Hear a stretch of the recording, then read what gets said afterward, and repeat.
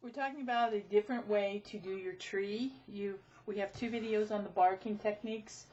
This one is going to be just a shaped tree. There's no wrong way to do this. Whichever way suits you best is the way you should do it. It's your art. I've cut out just the tree without the branches because this is only for demonstration purposes only. So we're going to do this one, and then we will also do one more video which will be a molded tree where we're going to cut all the pieces apart, shape them, and put them back down. This one is just going to be a shaped tree.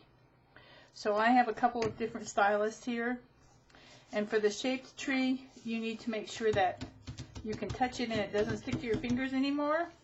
If it does, it's not ready to shape. So what we're going to do with the shaped tree is we're going to trace all the lines of the bark on the front of the tree so that we can turn it over and push them out from the back to give the tree some vitality so that you can see the different bark sections. So like here, all I'm doing is tracing the bark sections on the front with a small ball tool.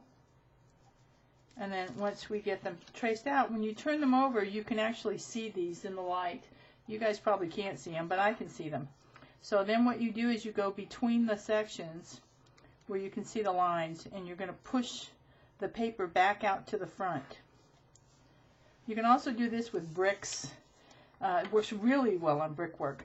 So if you have a section that's bigger than that, just take a little bigger ball and push it through.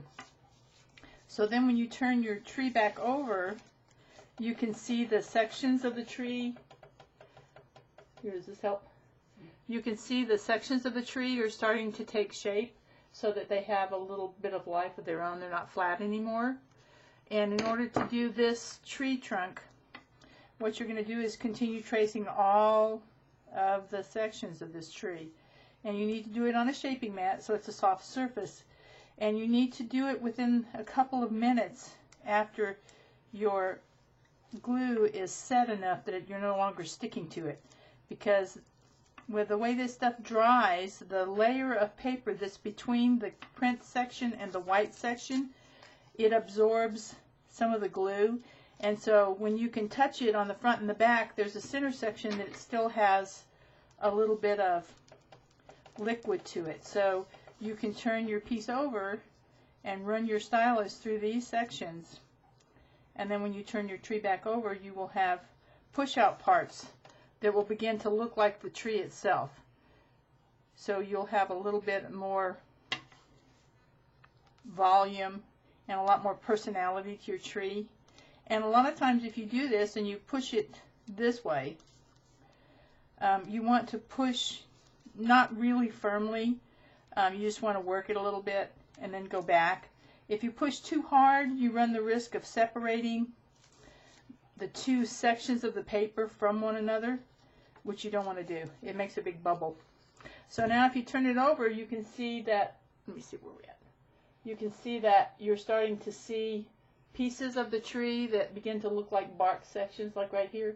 It's no longer flat. I can see that, so I'm hoping you can see that. So if you're just going to do your tree in this manner, you're going to trace the whole tree.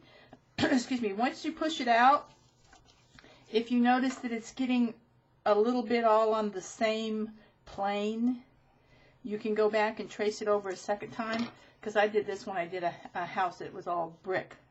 And then you can go back on the back and push it again. And you can continue to do this as long as the glue is still wet.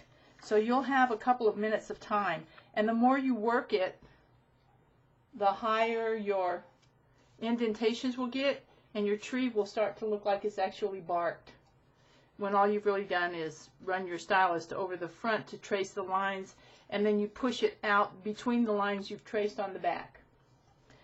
And that's about how you do it if you're going to do it this way. So, happy toling.